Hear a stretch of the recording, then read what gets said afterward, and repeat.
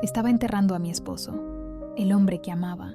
Todo parecía definitivo, hasta que alguien dejó una nota escondida en mi vestido negro. La historia que sigue es una reconstrucción narrativa basada en teorías que nunca pudieron ser comprobadas. El aire en el cementerio era pesado, no solo por el olor de la tierra húmeda y de las flores marchitándose, sino por la densidad del dolor que parecía comprimir mis pulmones con cada respiración. Era el funeral de mi esposo, Gabriel. Mi amado Gabriel, cuya sonrisa aún podía ver en cada rincón de nuestra casa, en cada fotografía, en cada recuerdo que se empeñaba en repetirse en mi mente como una película en bucle. El ataúd, con un brillo sombrío bajo el débil sol de otoño, parecía irreal, una caja vacía que no podía contener la vitalidad que él irradiaba. Pero allí estaba, el símbolo final de la pérdida, el punto de no retorno. Las palabras del sacerdote se disolvían en un zumbido distante, como si provinieran de un mundo separado del mío. Veía los rostros borrosos de los amigos, de los compañeros de trabajo de Gabriel, de mi propia familia y de la suya, todos con la misma expresión de pesar contenido. Mi madre, con los ojos rojos e hinchados, sostenía mi mano con una fuerza que buscaba transmitir todo el consuelo que las palabras no lograban expresar. Sentía cada lágrima silenciosa que corría por mi rostro, una cascada de desesperación que parecía no tener fin. El dolor era un animal salvaje dentro de mí, desgarrando, mordiendo, sin piedad. Gabriel, mi puerto seguro, mi confidente, mi risa, mi todo. ¿Cómo podía estar allí, presenciando el final de una historia que parecía haber sido escrita para durar una eternidad? Nuestro amor era de esas cosas raras, encontradas en libros, en películas antiguas. Un amor que desafiaba al tiempo, a las adversidades, o al menos eso pensaba. La ceremonia siguió su curso doloroso. El ataúd fue bajado lentamente, un movimiento final que sellaba el destino, que convertía la esperanza en polvo y la presencia en ausencia. Mi visión estaba borrosa. Mi cuerpo temblaba. Sentía un vacío tan profundo que amenazaba con devorarme por completo. Era como si una parte de mí también estuviera siendo enterrada en aquella tierra fría. Las personas comenzaron a dispersarse, dejando a su paso condolencias susurradas y miradas de lástima que yo no podía soportar. Quería que todos se fueran, que me dejaran sola con mi dolor, con la tierra recién removida y la lápida que pronto llevaría su nombre. Pero mi madre insistió en que me moviera, en que aceptara los abrazos, en que intentara comer algo en la recepción que había sido organizada. Era el protocolo, la danza social de la muerte, y yo no tenía fuerzas para resistirme. Mientras me alejaba de la sepultura, con los hombros curvados bajo el peso de un duelo insoportable, sentí algo pequeño y rectangular rozar mi mano. Pensé que era una hoja seca, o quizá una flor caída de mi ramo, pero al bajar la mirada, vi un pequeño papel doblado, discretamente atrapado entre los pliegues de mi vestido negro. No estaba allí antes. Alguien lo había deslizado en mi mano en medio de la multitud. Mi corazón dio un salto extraño. Una curiosidad inoportuna atravesó el dolor. Lo escondí en mi palma. En el camino hacia la recepción, mi pulgar comenzó a desplegar la nota. La ansiedad era un nudo en la garganta, inexplicable. ¿Por qué alguien me entregaría una nota en el funeral de Gabriel? ¿Sería otra condolencia, quizá una disculpa tardía de alguien con quien él había tenido algún conflicto? Cuando los pliegues del papel se deshicieron, revelando una caligrafía que conocía demasiado bien, mi mundo se puso de cabeza. Las letras, apresuradas pero inconfundibles, danzaban frente a mis ojos. La tinta, ligeramente corrida, como si hubiese sido escrita con urgencia, decía: «Estoy vivo, no confíes en ellos». La frase, corta y brutal, me golpeó como un puñetazo en el estómago. El aire me faltó. Mi corazón empezó a latir fuera de control. Mi cabeza giraba. Las palabras se repetían en mi mente, resonando, cuestionando la cordura de todo lo que acababa de vivir. Gabriel estaba muerto. Yo lo había visto en el ataúd, pálido, frío. Había tocado su piel sin vida. Había llorado sobre su cuerpo inerte. Y aún así, allí estaba la prueba proclamando lo imposible. Mi primera reacción fue la negación. Era una broma cruel, de pésimo gusto. ¿Quién sería capaz de algo tan perverso? O quizá era un delirio mío, una mente quebrada por el duelo creando fantasmas donde no los había. Pero la caligrafía era la suya. La reconocería en cualquier... El billete no era solo una afirmación impactante, era una advertencia. Mi madre me llamó, sacándome del trance. «Elena, ¿estás bien? Estás pálida como un fantasma». Forcé una sonrisa y escondí el billete en el bolsillo interno del abrigo. «Solo el cansancio, mamá, y el dolor». Ella asintió, comprensiva, y por un instante sentí culpa. La recepción fue una tortura. Cada sonrisa forzada, cada abrazo, cada palabra de consuelo parecía girar el cuchillo en la herida abierta que el billete había creado. Observaba cada rostro, buscando una señal, una pista. La paranoia comenzó a instalarse. Repasé mentalmente a todos, desde el sacerdote hasta el agente funerario, de los amigos cercanos a los parientes lejanos.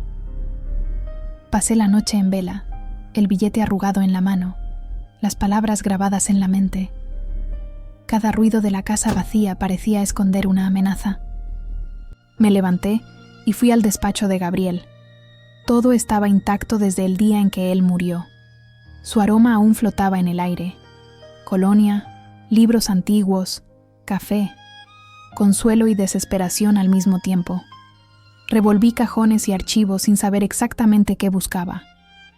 Bajo montones de facturas y extractos, encontré una pequeña caja de madera, simple, sin adornos. Estaba cerrada con llave. Mi corazón se aceleró. Gabriel nunca tuvo secretos para mí, o eso creía. La llave no estaba allí. Busqué por toda la casa. La frustración crecía. Decidí romper la caja. La madera cedió. Dentro había fotografías antiguas y un pequeño diario de cuero. Recordaba haberlo visto al inicio de nuestra relación, cuando él decía que era solo un cuaderno de ideas. Ahora parecía ser mucho más que eso. Abrí el diario con las manos temblorosas. Las primeras páginas contenían anotaciones comunes, planes, reflexiones. Luego, la caligrafía cambiaba, se volvía tensa. Las fechas eran recientes. «Se están acercando», se leía. «La presión es insoportable. Mi vida ya no me pertenece. Me siento vigilado. Necesito encontrar una salida». Las palabras fueron un golpe directo. Con cada línea, la imagen que yo tenía de Gabriel, la de un hombre seguro, tranquilo, feliz, se derrumbaba. ¿Quiénes eran ellos? ¿Qué quería decir con mi vida ya no me pertenece? El diario revelaba a un Gabriel que yo no conocía, un hombre atormentado, viviendo bajo algún tipo de amenaza. La nota comenzaba a adquirir un sentido aterrador. La última entrada del diario era la más enigmática. El plan está en marcha. Es arriesgado, pero es la única oportunidad. Necesito desaparecer para protegerlos. Para protegerte, Elena. Luego venía la advertencia final. No me busques, pero si el mundo cree en mi muerte, busca Cisne Negro. Y recuerda, no confíes en nadie. El diario terminaba allí, de forma abrupta. La luz del amanecer se filtró por las cortinas, revelando el caos del despacho y el reflejo de mi rostro exhausto en la pantalla oscura del ordenador. No había dormido. Mi cuerpo estaba agotado, pero mi mente en llamas. Gabriel no estaba muerto. Había fingido su propia muerte para protegerme. Todo encajaba dentro de una lógica cruel e imposible. Pero si estaba vivo, ¿dónde estaría? ¿Quiénes eran ellos? ¿Y en quién podía confiar? La desconfianza se convirtió en un muro. Sabía que no podía acudir a la policía. Si había algo más grande detrás de todo, estaba sola. Lo primero que hice fue intentar comprender Cisne Negro. Busqué en archivos, correos electrónicos y anotaciones. Nada. Comencé a ver la muerte de Gabriel con otros ojos. El accidente, la ausencia de testigos, la identificación conveniente. ¿Y si el cuerpo no era el suyo? La idea era absurda, pero encajaba demasiado bien. Decidí investigar por mi cuenta. La primera parada fue la empresa donde trabajaba. Necesitaba entender qué había sucedido. Al día siguiente, vestí ropa neutra. Usé mi propio luto como disfraz. Fui a la empresa con el pretexto de resolver asuntos pendientes. La oficina de Gabriel estaba siendo vaciada. Un guardia de seguridad supervisaba todo.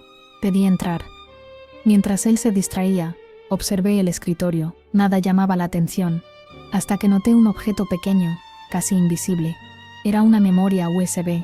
Gabriel jamás dejaría algo así desprotegido. La tomé discretamente y la escondí. En casa, la conecté a la computadora. Estaba protegida con contraseña. Probé fechas importantes.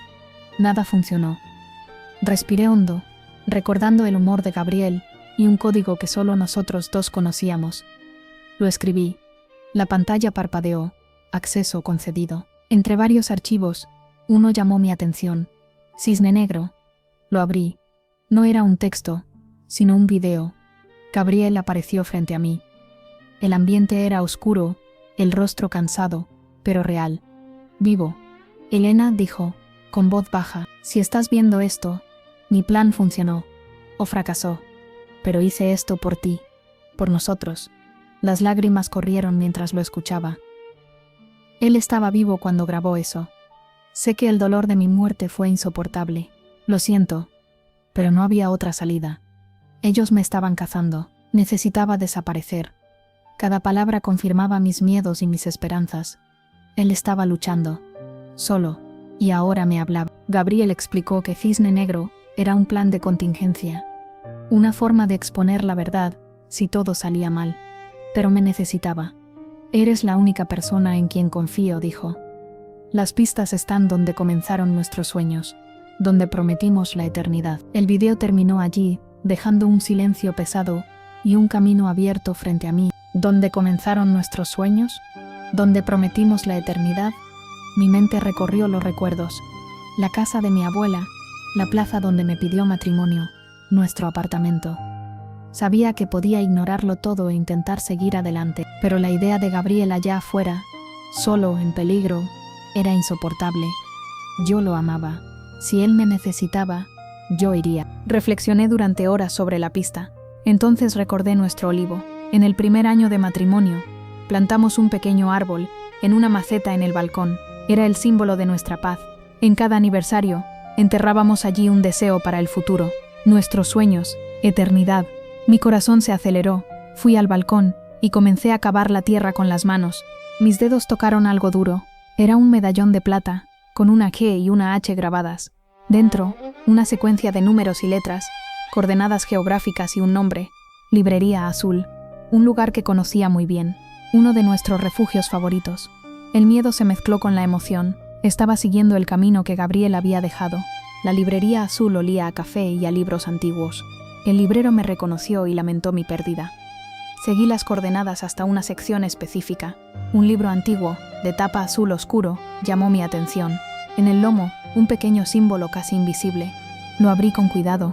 En la página indicada, había otro billete doblado esperando. El billete traía nuevas coordenadas y una frase enigmática, donde el tiempo se dobla. Mi pensamiento fue inmediato. El reloj antiguo de Gabriel, en el despacho. Un objeto que él amaba. Volví a casa con el corazón desbocado. Cada pista confirmaba que todo era real. Él había planeado cada paso. Y yo necesitaba continuar. Examiné el reloj con atención. En la parte trasera, sentí una pequeña protuberancia. Presioné. Un compartimento secreto se abrió. Dentro, había un dispositivo con las siglas CN. Lo conecté a la computadora. Apareció una interfaz pidiendo un código. Arriba, el mensaje. Para activar, introduce la canción de nuestro primer baile. La canción de nuestro primer baile. No dudé. Escribí el nombre. El sistema respondió, revelando archivos e instrucciones. Gabriel había creado un plan más grande, distribuido en pistas. Me necesitaba para completarlo. Por primera vez, sentí miedo de verdad. No era solo una búsqueda. Estaba entrando en algo peligroso e irreversible. Seguí las instrucciones con cautela. Cada paso parecía alejarme de la vida que conocía. Las consecuencias comenzaron a aparecer. Personas reaccionaban. El mundo parecía estremecerse. Sabía que había cruzado un punto sin retorno. La verdad estaba siendo expuesta, y con ella, el riesgo aumentaba a cada minuto.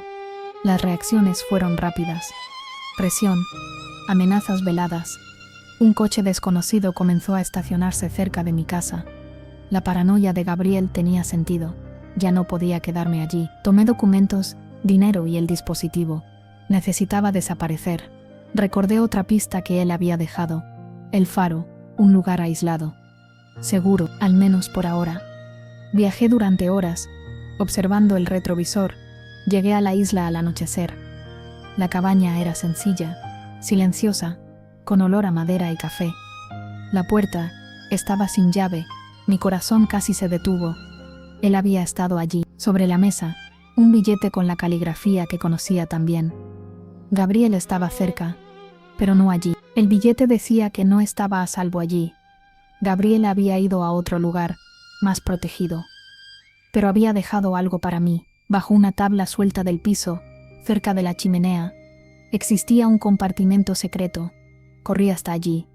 Levanté la madera con dificultad. Dentro, encontré un pequeño estuche de metal. Mis manos temblaban mientras lo abría. Dentro del estuche había un teléfono prepago, un mapa marcado con puntos específicos y una pequeña memoria USB. Antes de que pudiera procesarlo todo, el teléfono sonó. El número era desconocido.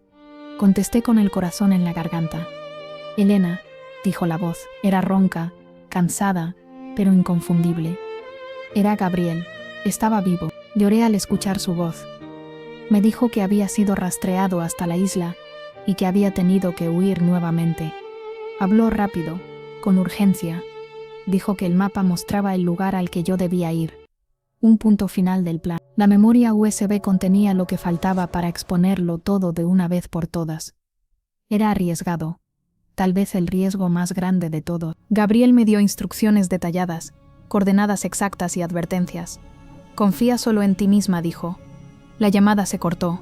Me quedé sola, sosteniendo el mapa. Sabía que, si daba ese paso, nada volvería a ser como antes. Aún así, iba a hacerlo. Por él, por nosotros. Reuní valor, seguí las coordenadas y dejé la isla atrás. Me preparé en silencio. Un disfraz simple. Movimientos calculados. Entré al lugar indicado sin llamar la atención. Cada paso parecía resonar más fuerte de lo normal. Mi corazón latía al ritmo del miedo.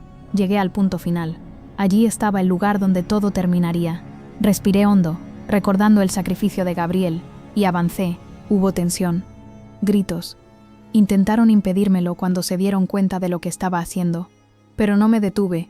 Usé la llave USB. El proceso comenzó. Cada segundo parecía una eternidad.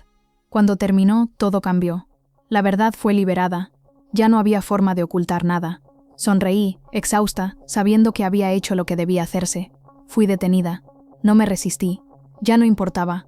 El mundo reaccionaba. La información salía a la luz. Nombres caían. Sistemas colapsaban. La historia cobraba vida propia. Con la ayuda de las personas adecuadas, mi participación fue comprendida. Estaba libre, pero faltaba lo más importante. Encontrar a Gabriel. Seguí el último mapa. Un búnker oculto bajo una antigua torre de radio. Descendí por una escalera oxidada, sintiendo el frío del subsuelo. Golpeé la puerta de metal. Esperé. Cuando se abrió, él estaba allí, vivo, cambiado. Pero era él. Corrí hacia sus brazos. El abrazo fue real. El reencuentro, imposible. Pasamos horas juntos. Me contó cómo fingió su propia muerte para protegerme. Habló del miedo, de la huida, de la soledad. Me pidió perdón por el dolor que me causó. Yo lo perdoné. El mundo exterior comenzaba a comprender la verdad. Las consecuencias eran inevitables. Pero allí, en ese momento, solo existíamos nosotros dos. Con el tiempo, todo se reorganizó. Los responsables fueron expuestos. Gabriel obtuvo una nueva identidad. Reempezamos lejos de todo, en silencio. La paranoia nunca desapareció por completo, pero aprendimos a vivir con ella, a valorar cada instante, cada atardecer, cada contacto, porque habíamos enfrentado la muerte y regresado. El billete que decía, «Estoy vivo, no confíes en ellos», nunca fue solo una advertencia. Fue el inicio de un viaje, un acto de amor extremo, la prueba de que, incluso en las sombras, la verdad encuentra un camino y de que a veces los mayores sacrificios nacen del amor más profundo,